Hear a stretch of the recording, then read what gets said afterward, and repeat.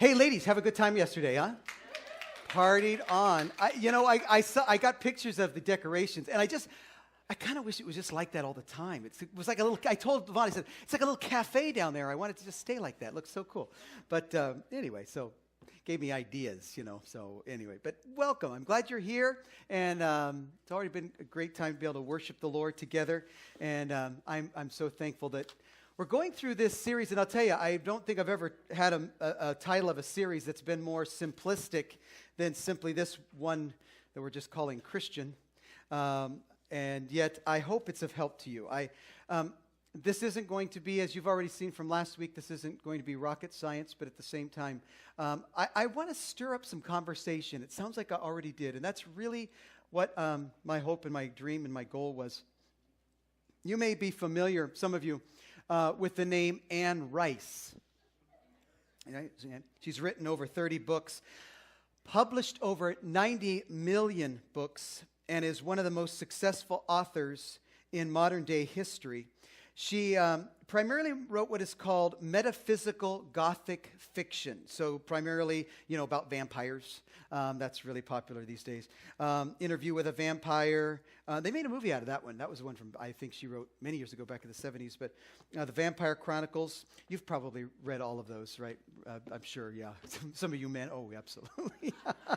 Yeah, Al and I were just talking about that the other day, weren't we? Maybe not. But anyway, but some of you have read those. She's a very, very one of the most talented writers in our modern age. Anne was raised in the Catholic Church. She went to a parochial school, and then at 18, in her own words, she says, "I left the church violently and totally." And she went on to pursue a literary career, was very, very successful. She's been everywhere, extremely, extremely well-connected, extremely wealthy, too. She's kind of been there and done that, kind of thing. And like all of us, she experienced some real tragic hardships. Some of you have experienced hardships. Her daughter died at age 5 of leukemia in 1972, and her poet husband of 41 years passed away just in 2002. And then after decades of avowed atheism, in 1998, so she was in her 50s, Anne decided to come back to her roots, come back to her faith, and come back to the church. She even stated that she had decided to give her writings up to the Lord. And what she did was she started to write a trilogy of the life of Jesus. She started writing a book about Jesus as a child. It was her first Christian publication. It was called Christ the Lord Out of Egypt. You see it there. It's a fiction book, so if you ever read it, but it's a fiction book about all the things you ever wondered about Jesus when he was a kid. How did he treat his brothers and sisters? Did he ever do miracles just for fun? Things like some of those things. So really interesting book. But it's fiction, so realize that it's not scripted, but it's fiction. But what's most interesting to me is at the end of the book, there's an author's note, and she kind of describes and shares how, and here she is, so smart, so just so brilliant and wealthy and everywhere, just incredible person. Several movies made about her books. In fact, there's actually a series about witches that's coming out that's on TV that looks way, way too scary for me, so I'm not going to see it. But all of these things, she explains at the end of this book here how she came back to faith and re-embraced Christ. And here's my summary of basically what happened. Anne is to some extent a historian. She obviously the books that she writes about vampires, not a lot of historical stuff, though. She makes sure things are historically accurate when she uses it. But she researches like crazy, and she's always been fascinated with Judaism, apparently, and primarily as an ancient culture and as an ancient religion, because she's looking at all these religions, ancient religions, and most of them didn't survive. And so she's saying, why Judaism? Why did Judaism survive amongst all of them? And she's was always curious, why the Jews? And in her research and her discovery, she discovered a piece of history that a lot of us probably weren't taught about in school. I went to a Christian school, and they did happen to mention it, and I think that's the only reason. But around 66 AD, the Jews rebelled against the Romans, and I've mentioned that at times, we're under Roman government. Jesus was there under Roman government. But in 66 AD, the Jews rebelled against the Romans, and there was about a 4 or 5 year period called the Jewish Wars. And they ended in Rome when the 10th legion, rather, of Rome surrounded Jerusalem. And those who were hostile, who were in Jerusalem, those who were hostile to the Roman government, they went inside, and basically the Romans held Jerusalem captive and then laid siege to the city. The historian Josephus, which is probably one of the greatest, and we look a lot to him as believers because he was right there, contemporary with the time of Christ, and a great objective historian. But the historian Josephus gives some great details this period. Well, Anne's studying the Roman attack and the destruction of Jerusalem that happened around 70 AD is when the destruction happened. And she thought it was fascinating, and so she wanted to learn more. So she's thinking, where could I learn some more? Rome storms the walls, burns down the temple, executes thousands and thousands and thousands of Jews. In fact, the Romans built scaffolding around the walls and crucified Jews on those scaffolding in order to frighten the Jews into surrendering. It was an absolutely horrific scene. It was horrific for the Jews. And Anne was so fascinated, she thought, what other sources could there be that would tell me more about this whole war, this whole rebellion and all of this? And what other sources could I use to find out more about these Jewish wars? Well, then she's thinking, all of a sudden she goes, wait, the New Testament. I can look at the New Testament. And so she said, hey, look, she said, there's Matthew, Mark, Luke, and John. I know I've got the Gospels there written. And so she had been taught, like a lot of people, that the Gospels had been written a long time after the life of Jesus. And the reason for that is, if something is written soon or contemporary with when it happened, there's not a lot of time for embellishments. There's not a lot of time for additions. And that's how a lot of scholars will say, well, all of these miracles weren't really miracles. I mean, Jesus did some nice things, and I'm sure he helped people, but he didn't raise the dead and cause blind people to see and cause, deaf people to hear and all of that. That just over time, these fables grew more and more and more until now we have what we think are miracles, and that's, and they look at us kind of like, you bunch of dumb people. But as she's reading through Matthew, Mark, Luke, and John, she doesn't find it. She's thinking, how in the world could something so historically significant, where thousands and thousands of Jews were being killed, Jerusalem's being sieged, how in the world could this not be mentioned in Matthew, Mark, Luke, or John? And then it dawned on her. Maybe they were written before 70 AD. Which means that the eyewitnesses to these events were still alive. Meaning there really wasn't enough time for all of these stories to have additions and embellishments and all of that we would need to have these outrageous stories. And that indicated that, Matthew, Mark, Luke, and John, wow, they might actually be historical documents of something that actually happened. So we're just sitting around thinking about ancient Judaism. That's kind of the way you came to Christ, right? You're reading some ancient documents and studying. Then Anne discovers that there are some very smart, scholarly, evangelical Christians, Christian, form that we would say, good, Jesus-following Christians. And she began to meet them and read their books and find out so many things. And it opened her eyes to a whole arena of scholarship that she didn't even know existed. And because she had spent so much of her life with people who were anti-Christianity, suddenly, she re-embraced her faith and then wrote this book called Out of Darkness. And this is her story of about leaving the church as well as coming back and the reasons why she left and her story about how she came back to faith. Here's a lady, probably smarter than all of us put together. She's just a brilliant lady. She's been everywhere in the world, very, very, certainly wealthier than all of us probably put together. And she's come back to faith, and basically she's done it through her intellect. She, looking at the facts, and that's it. And in her book, in some paragraphs I'm going to read to you Called Out of Darkness, she addresses some of the issues we've all wrestled with, I think. Even those of you who have been Christians for years and years, you'll relate some to this little paragraph of what I read. Here's what she says. Look at this. And I think I put it on the screen so you can follow along better. He, meaning God, knew how or why everything happened. He knew the disposition of every single soul. He wasn't going to let anything happen by accident. Nobody was going to hell by mistake. This was his world. All this. He had complete control of it.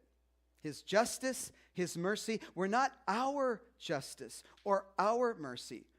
What folly to even imagine such a thing.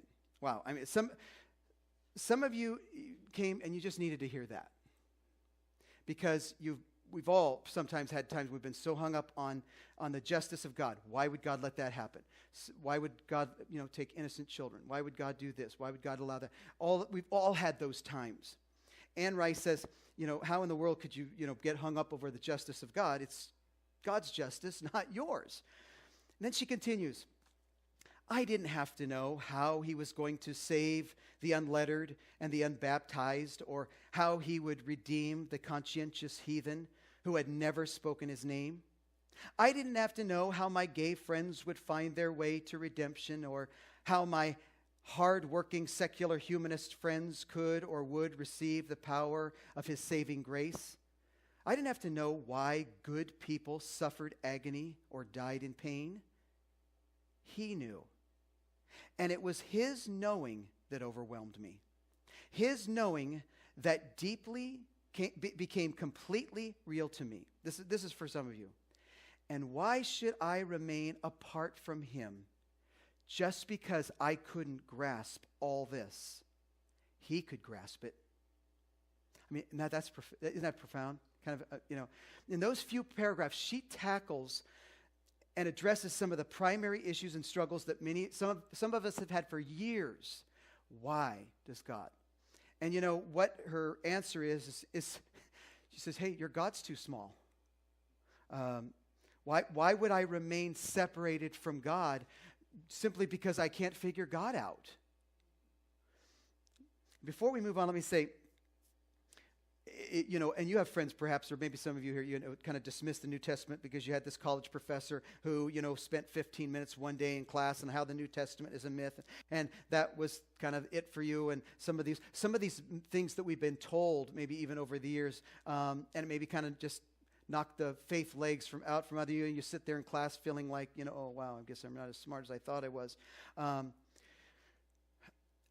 You need to take another look. In fact, I could say probably statistically, some of you, your college professors probably sitting in church somewhere going, man, I can't believe I told the kids that.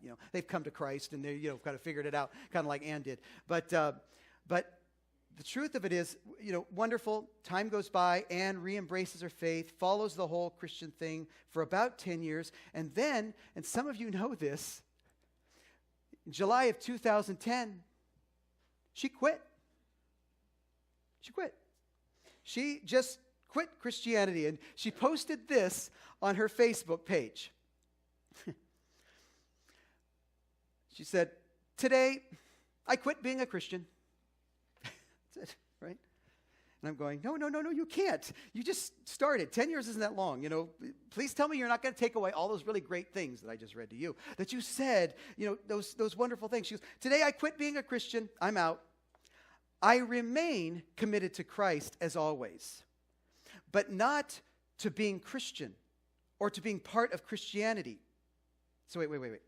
Ann, you're going to stay committed to Jesus Christ, but not Christianity. Are we allowed to do that? She says, goes on, it's simply impossible for me to belong to this quarrelsome, hostile, disputatious, and deservedly infamous group. Wow, I love Jesus, but I just don't like all the quarreling, all the hostility, all the disputatious, we wouldn't even use that word, would we? I don't even know what it means. I had to practice saying it just so I wouldn't look like a fool when I got up here. But boy, am I going to use it. Because wish the kids were young again. I think I'd say, stop being disputatious. They'd be stunned just, at the word. But, I don't know. So, but some of you have felt this way, okay? For 10 years, she says, I've tried. I love that. I failed. I'm an outsider. My conscience, I'm going, wait, your conscience? Now she brings her conscience in. My conscience will allow nothing else. Okay, so wait, Ann. Your conscience, which has been informed because you've been following Jesus, because you're following Christ, the Holy Spirit's inside of you. Wait. Your conscience won't allow you to be Christian? But here's the problem. As we sit here, we understand kind of what feels like a dichotomy, but we're not really all that confused by that, are we? Here's what she says. She says, my faith in Christ is central to my life. I love the way she says this next phrase. My conversion from a pessimistic atheist, lost in a world that I didn't understand, to an optimistic believer in a universe created and sustained by a loving God is crucial to me. In other words, I've been redeemed. I'm a new person. I see the world differently. I make decisions differently. And I don't want to go back to my unbelieving, atheistic, what she called pessimistic ways. And she goes on. But following Christ does not mean following his followers. Christ is infinitely more important than Christianity and always will be, no matter what Christianity is, has been, or might become. In another interview later, after she posted these comments, and this, you can Google this and it just goes crazy. Everybody was covering this. After these, she stated, of course, people started asking questions. And like, what in the world's going on? And in one of those interviews, she says this: my commitment to Christ remains at the heart and center of my life. Transformation in him is radical and ongoing. That I feel now that I am called to be an outsider for him. To step away from the words Christian and Christianity is something that my conscience demands of me. In other words, I can't continue to follow Jesus the way I understand following Jesus and associate with anything that word has become, Now, as uncomfortable as that is for some of us somewhere along the way, maybe you have felt that way. Have you ever had those times when you say, it's not God I'm mad at, it's church. It's just the organization of this thing. And I think we've all felt, I'm a pastor and I've felt that sometimes. It's like, why can't we just strip this down to just following Jesus with our whole heart, Here, and here's where you might have felt it. And I'm just throwing out scenarios. Scenarios maybe that are closer to my heart. Some of you have been in church maybe all your life. Maybe you've got kids that are older like I do. I've got kids, 22, 18, 19, 20, in that area, maybe some teenagers or whatever, kids at home. And your kid's fed up with Christianity. And you're wrestling and they're bringing up things and you can't really argue with them because they bring up stuff. Well, Dad, Mom, what about? And you go, well, yeah, you're right. Yeah, you got a good point there. They're disputatious is what they are. Okay. So you can't argue with your 20-somethings because they got some really, really good points, but you don't want them to abandon everything that they've learned. You don't want them to abandon the truth. You don't want to, have them just totally ditch everything that they've been taught. And that's how some of you will experience this. For some of you, life has been very, very disappointing. The way God has presented to you, he didn't do things that you felt like he was supposed to do. And in the timing he was supposed to do it. And, and your fourth grade Sunday school teachers told you trust Jesus and he'll make everything just perfect. And it was like, what? This is not working out like my fourth grade Sunday school teacher told me at all. And I sang Jesus loves me and I know Jesus loves me, so how come it doesn't feel like Jesus loves me right now? This feels more like Jesus ignoring me. And then some, Christian person or Christian book kind of gave you an answer that you didn't really, that really didn't go along with your experience, and now you're torn. And you don't want to give up Jesus, but everything kind of Christian feels empty. Jesus doesn't feel empty. Your relationship with God doesn't even feel empty. But it's like, what's the disconnect? So what we discovered last week is that maybe Anne's not as off base as we're thinking.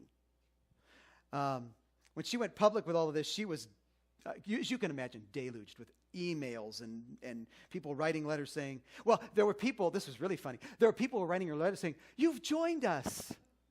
She goes, I wasn't trying to join anything. She didn't realize there's other people who kind of have felt like us, and they've organized and started groups. And now I'm one of them, but I didn't try to join them. Quite funny her talking about this. And she says this, she goes, she says, "I accidentally joined another group. I wasn't meaning to join another group. I had no idea there were so many people out there that loved Jesus and didn't want to be Christian or associated with Christianity." Well, you can see, and some of you grew up in maybe in highly liturgical churches, or churches that maybe situations that weren't very relational, or maybe they're very legalistic or something. Some of those backgrounds, and then you come into a place like Hillside, and honestly, for people who've been raised that, a first exposure to Hillside kind of freaks some people out. Because we got a band, and we got a pastor in jeans, which is heresy in some, so, and really, and I'm being, that's, it's like, what? I love Jesus. Everything I read about Jesus, I love Jesus. I read the Bible, but what about all of this? Well, let's review really quickly what we learned last week about that word Christian, just as a quick reminder. What we discovered last week, because that word, for example, the word Christian can mean really anything you want it to mean. People have done that for years in politics and history and all kinds of things. But the word Christian is never defined in the New Testament. It's never, ever defined. In fact, it's only used 3 times in the Bible. And actually, as we discovered last week, the word Christian was really a derogatory term that people who weren't followers of Jesus used to describe the followers of Jesus. And then over time, it kind of stuck. When they first started, Grateful Dead, when they had the followers, what did they call them? They call it deadheads, right? Well, that used to be derogatory, and then they kind of caught on to it and said, "Hey, we kind of like that." And that's now they're proud of it. Remember the day and age? I'm old enough to remember when the word geek was not a good term. Now, slap it on the side of a van, and they'll come and fix your computer or your television. I mean, seriously, we made a whole business out of this, calling somebody, a name. So that's what happened actually to Christianity. Because Christian literally, the word literally means little Christ. So they were everything. That's what the people were saying. Look at those people. All they talk about is Jesus. Christ this and Jesus Christ this and blah, blah, blah, blah, blah. So those are little Christs running around. Well, we know the word Christ actually means Messiah. It isn't like we talked about last week. It wasn't his last name, like some thought. But so that's what happened. So they didn't mind dying because of Christianity, because of their adopting that and that term. But here's the problem. Number 4, the problem is that it can be anything you want it to be. I've talked to people, you perhaps have talked to people who say, "Yes, I'm a Christian." How do you know? Because I was born in America, wasn't I? That's not exactly how that works. And people have their own little twists as to what being a Christian is. And like I said, people tie it in with politics, people tie it in with history, and we know, because we experienced following Christ, it's a relationship. It's not something that we just, is so subjective. This is why there are Christians on both sides of every political issue, every legal issue, every financial issue, even moral issues.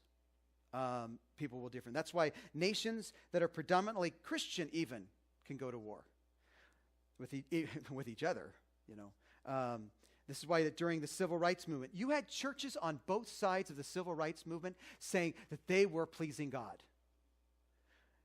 And of course, now we're here in 2013 going, what? Seriously? People can make Christian anything. And when you open up the New Testament, you'll find nothing to conflict with whatever definition of Christian because it's not there. God chooses not to define it. It's not defined, and that's the problem. So last week, we opened up the New Testament, and we found that Jesus referred to his followers as something else. Jesus referred to his followers, and first century people in general who believed in Jesus, followed Jesus, referred to themselves as disciples. Now, this is a terrifying word, and I'm not trying to be overly dramatic. I'm trying to have us understand really the significance of this. See, as long as you're a Christian, you can pretty much do anything and believe anything. But if you decide to be one of these disciples, then it's terrifying. Why? It's terrifying because it's so clearly defined.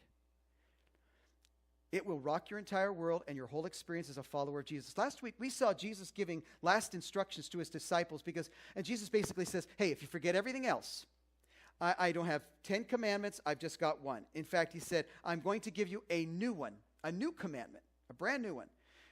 I mean, the Jews already had so many, literally hundreds and hundreds. And he says, nope, I'm giving you a new and improved one. And this is the most important one. Now, I want to pause for a minute and just talk to the men for a second.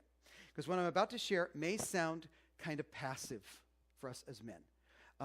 And pardon me, ladies, it sounds a little feminine, okay? I don't want to offend you. But that's kind of when we see some of this, you might think, yeah, well, that's fine in church and even around the house, but that won't work in the marketplace. I mean, you haven't been to my work. You haven't been to my job. You haven't been to where I have to hang out. And well, hey, David, welcome to the real world. I mean, come on. This is great for Sunday school, but once you get outside in the real world, it doesn't really work anymore. And the reason is we think that is because this is what we picture Jesus as. That's how we picture him. That isn't him. Okay? And listen, this is so important because this is kind of what we kind of envision Jesus this way. Here's what we really need to do. And here's a statement there in your notes is this. If we want to know what Jesus meant by what Jesus said, we have to watch what Jesus did. That's why it's so important for us to read the Gospels, to read Matthew, Mark, Luke, and John. If you want to know what Jesus meant by what Jesus said, watch what Jesus did. So, men, before I show you this verse, and you go, yeah, whatever, it seems a little soft, just remember this. Okay, the guy writing this is a 30-something-year-old guy who marches into the city knowing he was going to be arrested and maybe even put to death. I mean, would you do that? I'd run the other way. This is a guy who grew up seeing rotting corpses hanging on Roman crosses. This wasn't something he read about in a book. This wasn't something he saw. This is something that he had literally seen. He had smelled. He had experienced. He saw all of this going on. As a child, no doubt. His mother came by some of these scenes, would put her hands over his eyes and keep him from seeing this terrible thing. And this is what every Judean and Galilean feared. And it was not theory. What John saw, he had smelled and he had feared. And he knew that to walk into Jerusalem meant that he might be one of those rotting corpses up on the scaffolding. He knew that he might experience that. And he marched into Jerusalem anyway. And he had several occasions. We could see by history, there was probably several occasions where he could have possibly recanted and said, forget it. This is just going to cost me too much. And when he went, when he goes to trial, he had no jury, so to speak. He had no recourse. He had no attorney. This wasn't like American, justice where we, innocent until proven guilty. Oh, no. He'd be railroaded to be put to death. So, man, I just want to encourage us, because sometimes I think we kind of disconnect with that and we think, we picture Jesus the way that pictures. We don't want to, because we really don't want to. The masculine side of us says, that's not the way Jesus looked. Jesus was a carpenter, and he was rough, and this is really rough terrain, and that's the truth. So, before we're tempted to discount what he says as kind of soft, just remember who said it. If you want to understand what Jesus meant by what Jesus said, look what Jesus did, and John records that. So, Jesus gathers his guys together. He says, guys, if you forget everything else, don't forget this, John 13:35. By this, everyone will know that you are one of my disciples, if you love one another. Wait. I thought it was what we believed. You've got to believe something, but nobody can see what you believe, see? Good point. I thought we were going to be Christians. No. I want you to be disciples. But you've defined that pretty well. I mean, you've made it really clear what a disciple is, and that's hard. That could hurt. Yes, I know. And if you forget everything else, if you don't memorize any other verse, if you never get into the Old Testament in depth, you just remember this. Here's how they're going to know. Not by what you believe, not even just simply by how you behave, how well you love one another. Approximately 55 years after Jesus said this, John, who gave us the Gospel of John, right? He's an old man. And he's seen a lot, and he saw or heard about Jerusalem being sacked, and he heard about the thousands of people, and even the Jews who'd been crucified and murdered, and some of them by their own people even. The Romans, out of fear, they joined the Roman side. And he knew that temple worship would probably never happen again, never be instituted, because, the temple had been destroyed. So picture this old man. He's walked with Jesus. He's called the disciple whom Jesus loved. And he gets news, years later, and think of the things he's seen. I mean, Peter's arrested, taken to Rome, and according to history, tradition, he was crucified upside down. Peter was. He lived through the news about Paul being arrested, taken to Rome, and beheaded outside the city. And the point is, he's one of the ones left. All these hundreds, thousands of people who had been killed, and somehow, all the disciples are gone. They've either been murdered, dispersed, or he doesn't even know where they are. And so he's feeling very much by himself. And he's an old man, and for whatever reason, God decides to preserve his life. Well, we know God had a purpose for him. And now he's an old man, and he lived through. He even lived through Tiberius's reign, and that's the one who crucified Jesus. He lived through Caligula and all the stuff that went on. I mentioned Nero. He survived Nero. Nero claimed the Christians, burnt down Rome. He survived all of that and the persecution of the Christians. He's seen emperors come and go. He's seen the Roman Empire change. He's seen Jerusalem become a city where Jews weren't even allowed to go in anymore. I mean, he's seen more bloodshed than we can even imagine. And according to history, he did what Jesus asked him to do. He just was simply obedient. He took care of Mary, the mother of Jesus, and he protected her, and he took care of her. History also tells us that he went to Ephesus, and in fact, if you visit, if you ever get to, some of you have taken maybe Holy Land trips, if you visit Ephesus, you can actually buy a ticket and go to the place where supposedly John and the mother of Jesus, Mary, had spent some time together.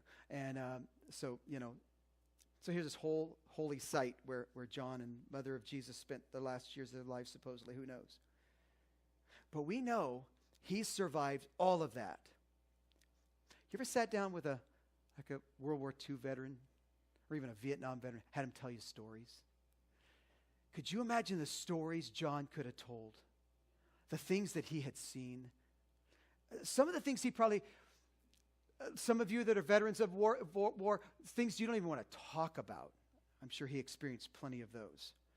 But he sits down to write a letter or a sermon or what to the followers of Jesus that had been dispersed throughout all the Roman Empire. And he can write anything he wants. I mean, yes, we know this is God's word, so he's writing what God's leading him to write. But he's John. I mean, he's the John. I mean, how valuable would that be? And here's what he says, 1 John chapter 4. Chapter 4, verse 7. Dear friends, now there's a little play on words here. It's really, you could translate this, dear loved ones. He says, dear friends, let us love one another, for love comes from God. Okay, John, really? I mean, you're still hanging out on that. How's that worked out for you? How's that worked out for all of you disciples? Oh, yeah, they're all dead. That's right. I mean, how's the church going? Oh, yeah, that's right. Everybody's pretty much in hiding, aren't they? That's not really a good strategy.